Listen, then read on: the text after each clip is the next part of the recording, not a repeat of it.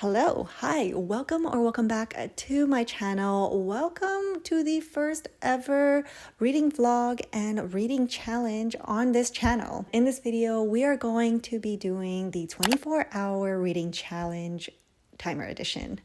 Now, traditionally, if we were to do the 24-hour challenge, I will be honest, I will not be able to pull it off. Reason being is because when I was in high school or university, I was never able to pull an all-nighter.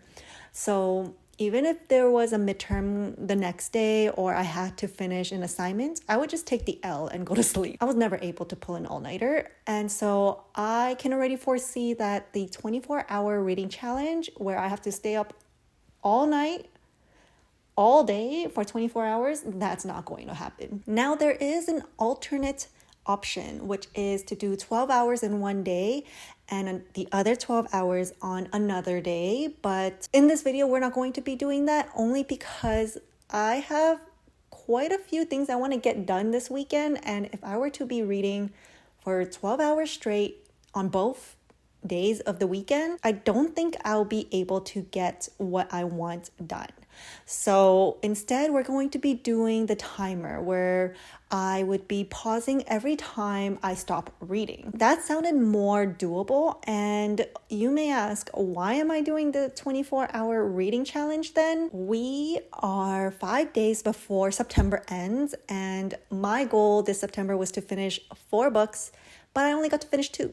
So I want to see if I can finish another 2 books. And in order to push myself to do that, I decided to take on this 24-hour reading challenge. Disclaimer for this is that I am going to include audiobooks in this video. I need to clean the house, and whenever I clean the house, that takes me forever to do. And so if I have to pause while cleaning the house and I cannot read, that's just gonna extend the number of days I have. And I do want to complete this challenge in 4 days. So what I'm thinking of is, today is Thursday, so I want to read 3 hours today. On Friday, I'm going to read another 3 hours. That's 6 hours knocked off. And then I want to read 12 hours on Saturday. And on Sunday, the rest of the 6 hours. We'll see if we can do that. Now, let's introduce the book that I'm going to be reading. The first book we're going to be reading is Remarkably Bright Creatures by Shelby Van Pelt. Now, I've already started this book 2 days ago, and I've only gotten to page 25 or 26. So technically, I didn't really start it. So we're going to be starting this reading challenge with this book. And my initial thoughts so far while reading this book is we get to see the POV of an octopus. Now, that sounds amazing. I got to learn quite a lot of things about octopi. So that's really interesting. And the second interesting thing for me personally is that I am reading a POV of a 70-year-old. And I'm typically used to reading around my age group or younger. I am intrigued to see how a 70-year-old POV would be like. So let's start the timer. Let's start reading this book, and let's see how much I can get done. Again, I do want to try to read 3 hours today, and let's see how many pages I can get through for 3 hours.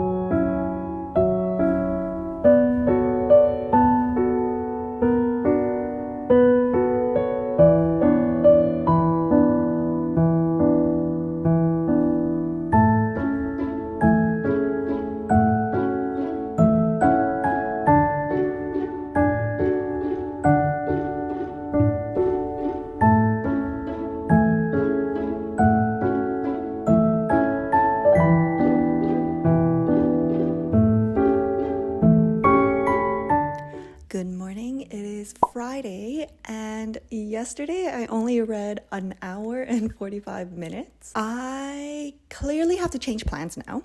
So originally I was going to do 3 hours yesterday, 3 hours today, 12 hours on Saturday, and then 6 hours on Sunday. But I only read an hour and 45 minutes, just halfway through what I wanted yesterday. So let's change the plan to include Monday, so September 30th. I wanted to talk to you about the book. So I read up to, I think I'm at the 100-page mark, just a little bit over the 100-page mark. And I love reading about the octopus. I love reading that 1-page sliver of the octopus that we get. And it always ends in a slightly cryptic way, in the sense that there's something going on. I already read the back of the book, so that pretty much gives that clue. So far in the story, we are following an octopus who has been held captive for 1,000 and at this point 1,309 days, and he is nearing the end of his life. So in comes the cleaner of the aquarium, who is Tova Sullivan, and she lost her son when he was a teenager, I believe. And it seems that the octopus knows what's going on. So is that a spoiler? I really hope not. We do get POVs, not just from Tova Sullivan. We actually get another one, Cameron Casson, I think that's his last name. I could be completely wrong. But Cameron, who is another character in this novel, I'm not sure what he plays. So we just have to read a little bit more to see how these characters all tie in together. I just know about the octopus and Tova Sullivan. I'm also curious about all the other minor, I want to say, characters in this novel and see how it all ties in together. Because right now there are so many characters in here, I don't even know where to begin and how to keep track. So I have to make a mental note, and sometimes I have to flip back to see who these characters are. I noticed that I've been zoning in and out in this book, so I would say so far it's not really capturing my attention, as I mentioned, only at the octopus scene. I'm starting to get the plot of the story. The novel is starting to pick up a little bit more now. So I am going to read a little bit more, maybe after work, but I just wanted to check in and tell you what the status is of last night's reading. So I'll check in with you guys when I see something that catches my eye in the story, or anytime I think I need to check in.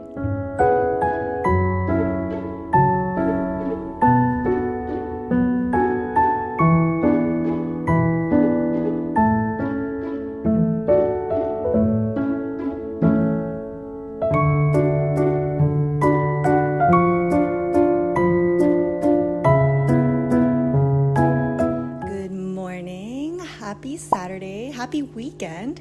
As you can see, it's a sunny Saturday today, and if the lighting is going in and out, that's pretty much why. And if you do hear a low humming sound in the background, that is my AC running, so I don't know if the mic is picking that up, but regardless, that is what that low humming sound you hear in the background is. So yesterday I got, I think, maybe 2 hours in. I'm going to change up the plan. So we're just gonna go with the flow instead of aiming for a specific amount of hours to read in a day. So instead, this weekend, I am going to try to read as much as I can with no 12-hour limit or 6-hour limit that I did plan on doing, because clearly that's not happening and it's not really working out so well. So basically this whole challenge was to finish the last 2 books on my September TBR, one being Remarkably Bright Creatures and the other you will see later in the video. So that was the goal, and that goal to finish both books by September 30th is still going to be there. But in terms of that 24 hours, pausing the timer whenever I'm not reading, that's gonna go past September 30th. Clearly, it doesn't seem like I can finish it by September 30th. I mean, if it works, that's a double win. So let's talk about the book.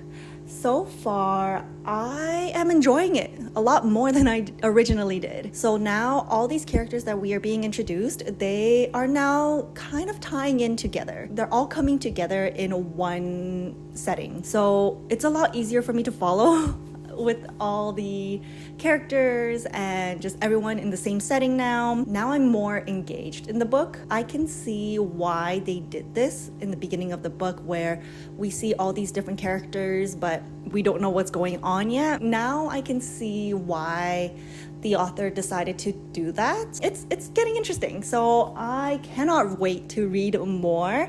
I have the whole day, technically, to read this book. So I plan to finish this book today, and I'll check in with you all how I feel about the book.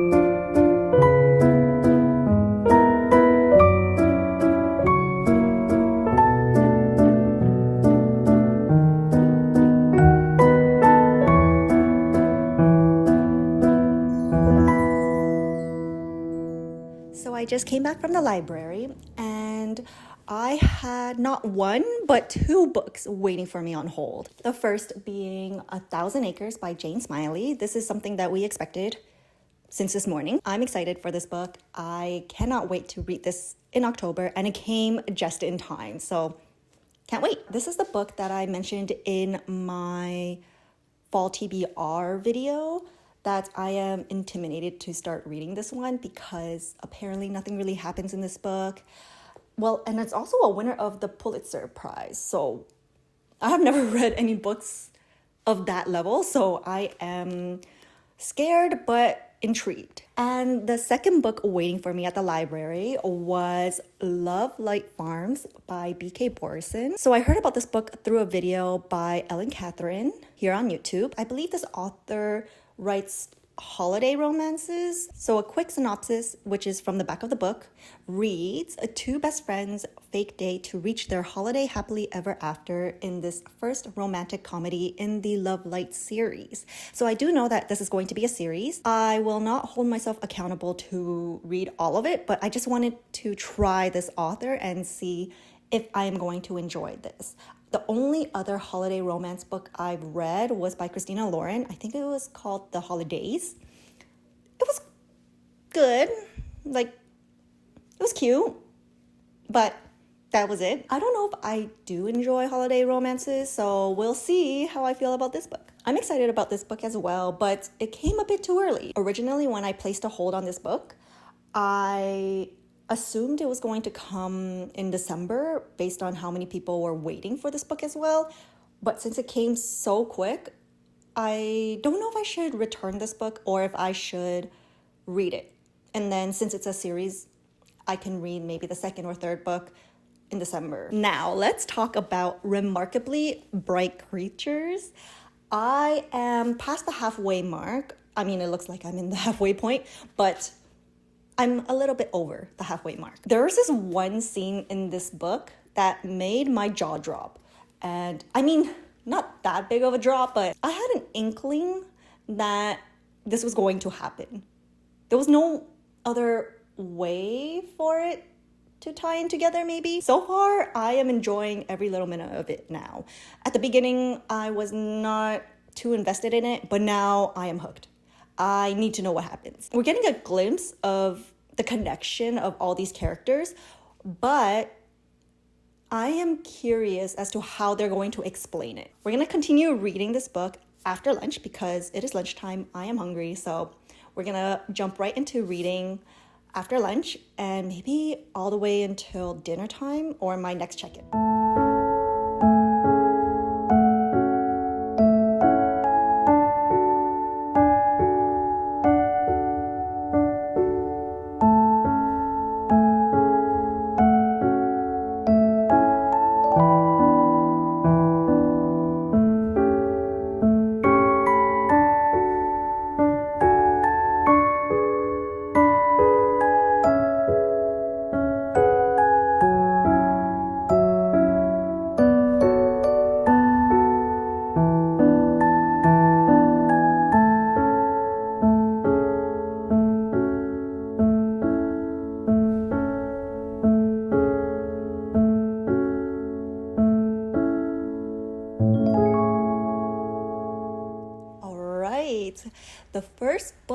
done in this 24-hour readathon. I'm going to call it a readathon because it's no longer a challenge.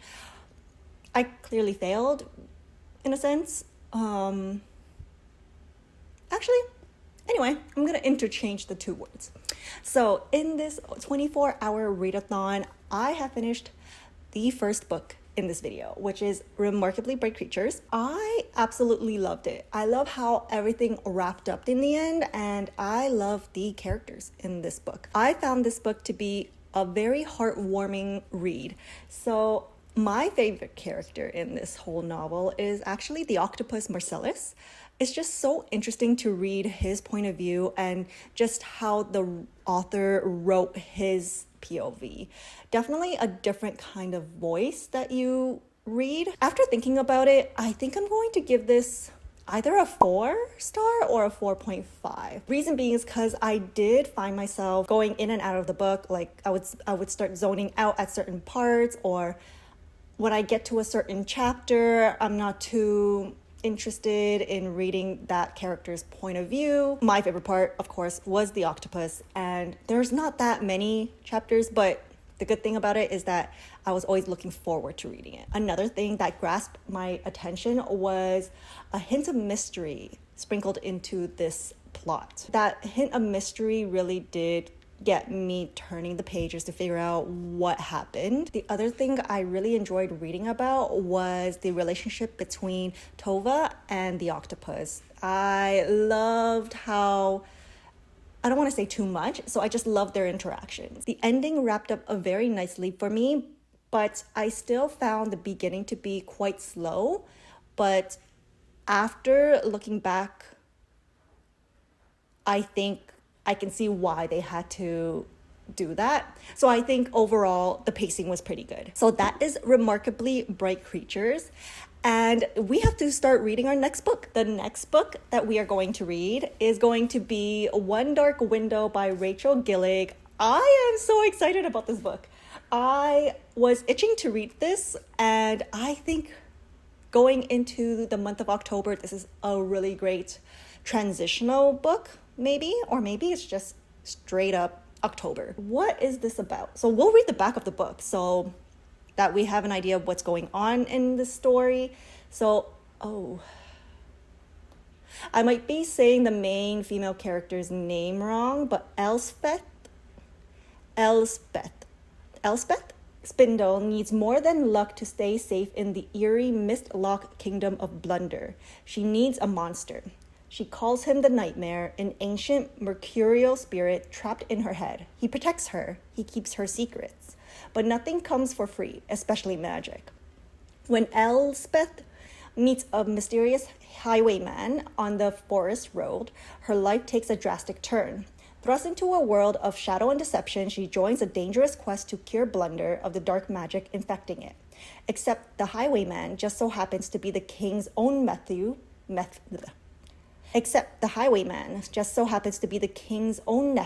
captain of the most dangerous men of Blunder, and guilty of high treason. So,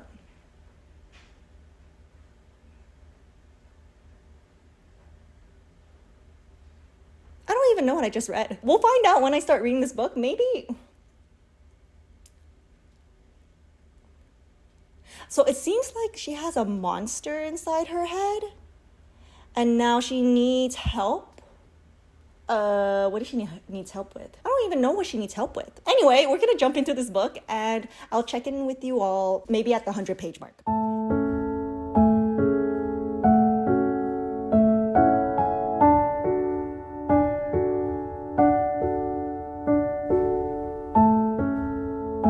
Chapter 4. Magic Smells of Salt.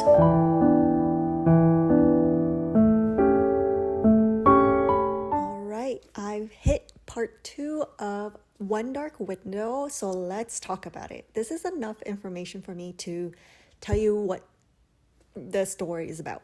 So when I read the back of the book yesterday, I had no clue what this book was about because I was confused of what this mist-locked kingdom of Blunder is, and then She needs a monster. She calls him the Nightmare. He protects her. He keeps her secrets.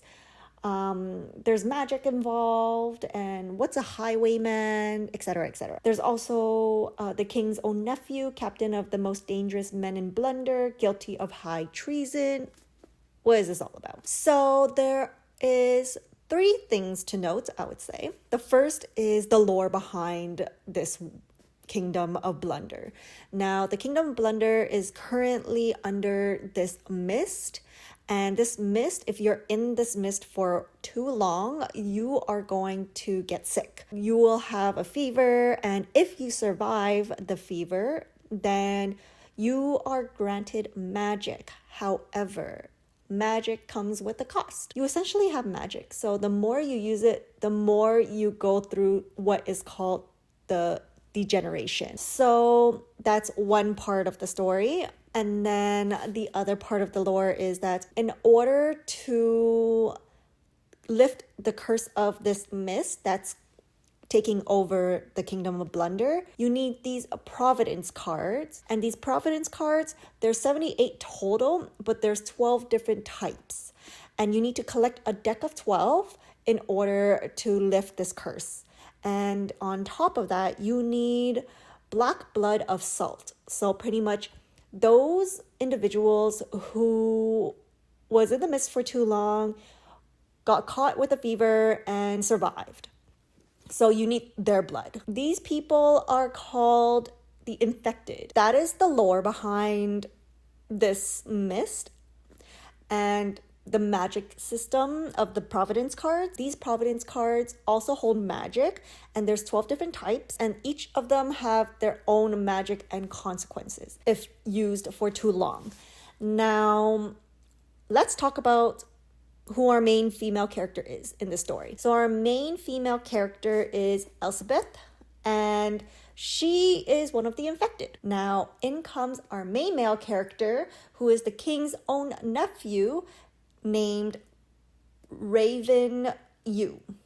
So now Raven is captain of the most dangerous men in Blunder. So he's one of the detriers, and he's the captain of the detriers. So what the detriers do is that they take in the infected, and the detriers and the physician will take them to the dungeon, and the infected will just be executed. So now we're at the point where our main female character Elizabeth and our main male character Raven are going to work together and collect these 12 Providence cards to lift the mist from the Kingdom of Blunder. So much things has happened in here that I can't put this book down. So far, I am really enjoying this book. It's really grabbing my attention, and also it's so good. And I mean, with our main female character and our main male character here, you could guess that we are suspecting a romance coming along.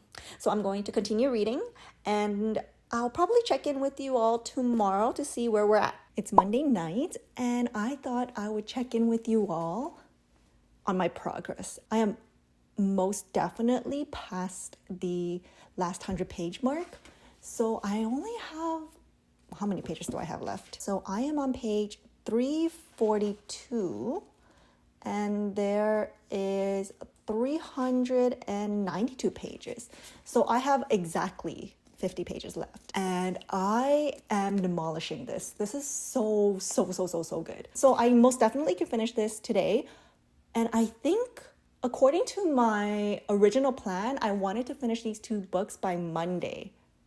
So we made it, which is amazing. So it takes me roughly an hour to finish 50 pages. So I think I can finish this within an hour, or more or less around an hour. So we have just under 8 hours left in this 24-hour reading challenge or readathon. We will probably be able to start the next book, but don't think I'll be able to finish the next book, because based on my reading speed, it looks to me that it takes me roughly 7 hours or less. No. So Remarkably Bright Creatures took me around 7 hours to finish. This one has a bit more pages to it, and we'll see how long it takes me to finish. Actually, I could just do the calculation now. So for Remarkably Bright Creatures, it took me roughly around 7 hours to finish. After today's check-in, it might take me, I might get down to 7 more hours maybe, or just under 7 hours left of this readathon. So let's say at 7 hours. So that meant I have read for 14 hours, and this book would have taken me 10 hours to read. I'm going to get back to reading. I'll check in with you all either later today for my final thoughts of One Dark Window, or I'll check in with you tomorrow morning to give my final thoughts. So let's get back to reading.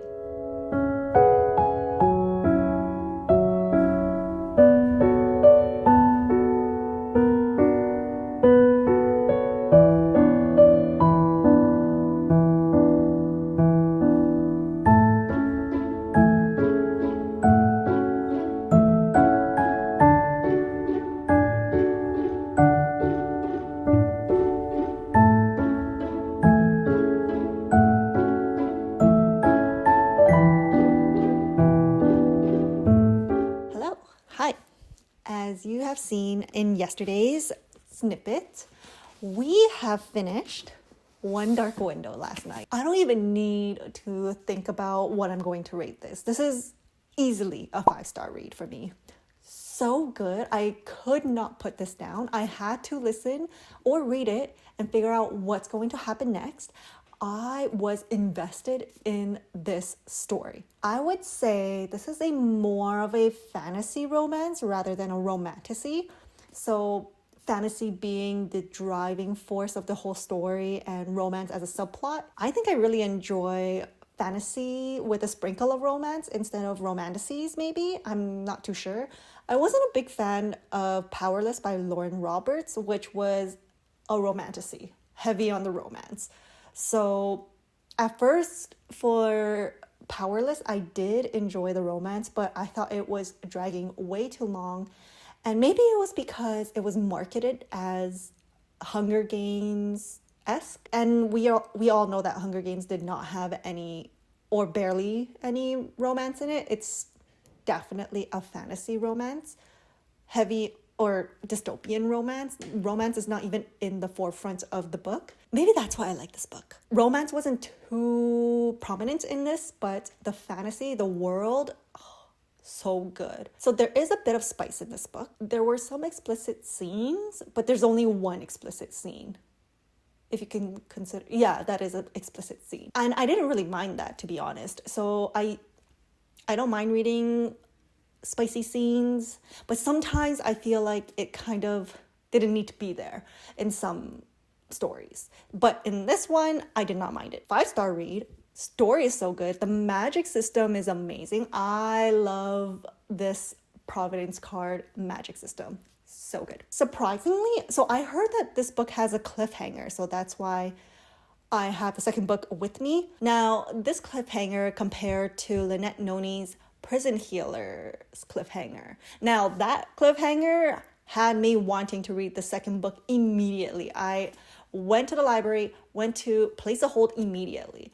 Whereas for this one, I was okay with not jumping immediately right into the next book. But it was still a really good ending, I would say. I was actually debating between reading the second book, which is Two Twisted Crowns, or Sunrise on the Reaping by Suzanne Collins. After giving it a minute of a thought, I decided to pick up Two Twisted Crowns as my, how many books did I read already? Third book in this video. I know I won't be able to finish this by the end of September because today is September 30th and we're already at 5 p.m. And I am on page 75. So not gonna happen. That's nearly impossible for me to finish this within today. I mean, I wish I can, but I don't really want to speed read. I just want to take my time and just dive into the story. And I'm not really a quick reader, so that's that. And this was actually supposed to be in my October TBR anyway, so I'm just getting a head start. How do I feel about Two Twisted Crowns? I would say I enjoy the different POV chapters. The first book in each chapter had like a riddle or a rhyme, and it was talking about the Providence cards. So if I were to give an example, so you would see a chapter like so, and there's a card there, and it would read as a riddle or rhyme. So I really like reading those. I liked hearing those. So in the second book, we actually don't get those Providence cards, riddles, or rhymes in it. We actually get the POV of that character's name. So we know who we are reading on, which I do enjoy. And so far, what I've noticed is that another romance is blossoming in here. And I'm living for it. I'm living for this romance in here. What I'm worried about is that I hope this doesn't lose the fantasy element and the plot of the story by all this romance. I think as long as the romance isn't too cringy or takes over this fantasy world, I think I'd be okay with it. I am loving the story. I really want to know what's going to happen. I have no guesses. I mean, I have a guess, but actually I have two guesses. I'm curious. I'm just curious I'm just in it for the ride. I am in it. I am with the story. I am reading as we go. I am just along for the ride. So we are actually just under 5 hours left of this readathon. I have been enjoying it so much. I love seeing how many books I can read and how long it takes me to read a book and just making time to read. So we are going to get back to reading. I don't think I'm gonna finish all 5 hours today. So maybe read an extra 2 hours today and then the rest tomorrow. That would be the end of this readathon. I'm so excited and I want to see how far I can get to for this book in 5 hours. So I noticed that when I'm reading compared to what I'm listening to an audiobook, I read a lot faster than I listen, because I put the speed to 1.5 times. I wouldn't go any faster because I tend to get lost when listening to fantasy audiobooks. So I lowered it to 1.5 times speed so that I can really get into the story and know what's happening with the story instead of just speed running through that audio. Maybe I can use the last 5 hours in this challenge to just focus on reading, or maybe the last 3 hours to focus on reading and see how much I can get done. If this book turns out to be a 5-star as well, I can definitely see this becoming my all-time favorite series for fantasy romance. So I'm gonna get back to reading and I'll check in with you all after I have some updates.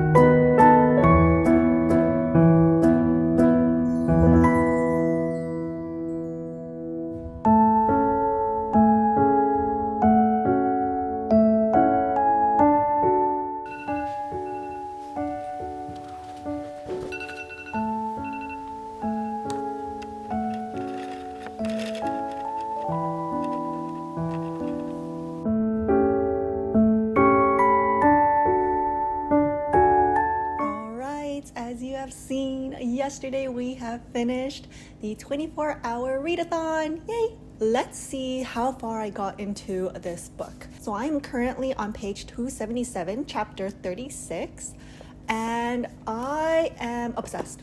This book is so good. I have seen people say that the second book is better than the first, and so far I am actually loving them both equally. Whereas the first book was more fantasy romance, I feel that this is more romantasy, because I feel like the romance is pretty much the driving force of the book. Whereas in the first book, it felt like the fantasy was taking over and there was a subplot of romance. But now we see two romance blossoming in here, or actually one already blossomed.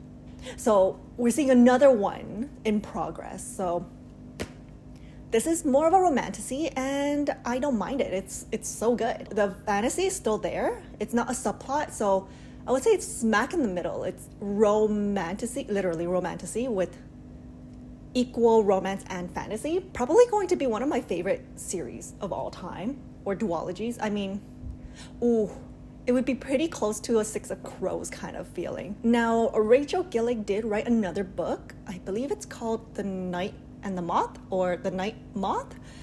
So after reading this, I know I'm going to pick up that book because I love her writing, I love her storytelling, I love her characters. It's been a long time since I read something that I've been so invested in and so hooked into the story.